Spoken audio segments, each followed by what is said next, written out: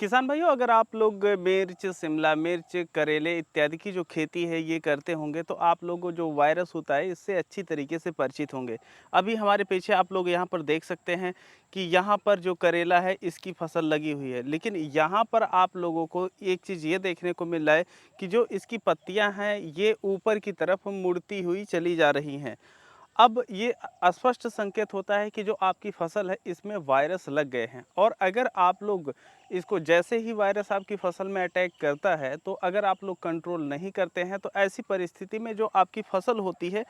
वह पूरी तरीके से डैमेज होना शुरू हो जाती है। और एक दिन ऐसा आता है कि जो आपकी फसल है उस पे फूल और फल लगना इतना ज़्यादा कम हो जाते हैं कि जो किसान होते हैं उनको जुताई करनी पड़ जाती है। तो ऐसे में आप लोग जो ये वायरस होते हैं इनको कैसे कंट्रोल करके अपनी फसल को सुरक्षित रख सकते हैं, ये सारी डिटेल हम आप लोगों को इस वीडियो में देने वाले हैं। नमस्कार, मैं हूं देव मौर्य और आप लोग देख रहे हैं स्मार्ट किसान यूट्यूब चैनल। अगर अभी तक आप लोग स्मार्ट किसान यूट्यूब चैनल को सब्सक्राइब नहीं किए हैं तो सब्सक्राइब करके बेल का आइकन दबा दीजिए, जिससे आप लोगों को खेती बाड़ी से संबंधित सही सटीक और व्यवहारिक जानकारी समय समय पर मिलती रहे। सबसे पहले हम आप लोगों को ये बताना चाहते हैं कि जो आपकी फसल होती है इसमें जब वायरस लगता है तो जो फसल होती है उसके साथ क्या परिस्थिति बनती है। देखिए, जब आपकी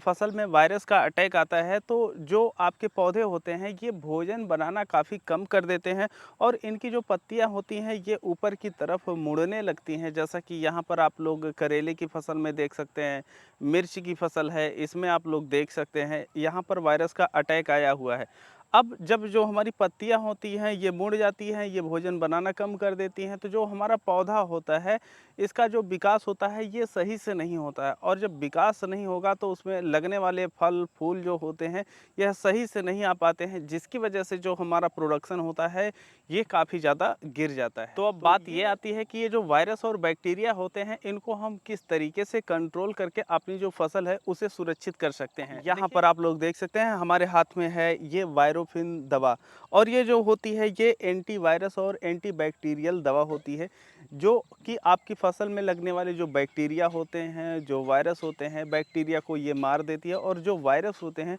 उनको वहीं पर रोक देती है, जिससे जो आपकी फसल होती है ये सुरक्षित हो जाती है। अब यहाँ पर जो आपके वायरस होते हैं जैसे येलो मोज़ेक वायरस है, कुकुम्बर मोज़ेक वायरस है, टोबैको मोज़ेक वायरस है, अफ्रीकन कसावा वायरस है, तो इस प्रकार के जो आपके वायरस होते हैं इनको पूरी तरीके से ये ब्रेक कर देता है और जो आपके बैक्टीरिया होते हैं इनको ये मार देता है, जिसकी वजह से जो आपकी फसल होती है ये सुरक्षित हो जाती है और उसमें जो आपके पौधे का विकास होता है ये अच्छी तरीके से होने लगता है। ये जो आप लोग वायरोफिन दवा देख रहे हैं यह 100 ml के पाउच में आप लोगों को देखने को मिल जाती है, और ये जो 100 ml दवा होती है इसे आप लोग 1 ml पर लीटर पानी में मिला करके अपनी जो फसल होती है उस पर स्प्रे कर सकते हैं। अब इसका जो स्प्रे करने का समय होता है ये आप लोग शाम के समय कर सकते हैं या फिर सुबह के समय कर सकते हैं बेस्ट रिजल्ट के लिए। अब आप लोगों को एक चीज़ का ध्यान रखना चाहिए कि अगर आप लोग अपनी फसलों में प्रिवेंटिव तौर पे प्रयोग कर रहे हैं तो जब आपकी जो फसल होती है लग जाती है, अच्छे से चलना शुरू कर देती है, तो 25 से 30 दिन बाद आप लोग इसका स्प्रे करना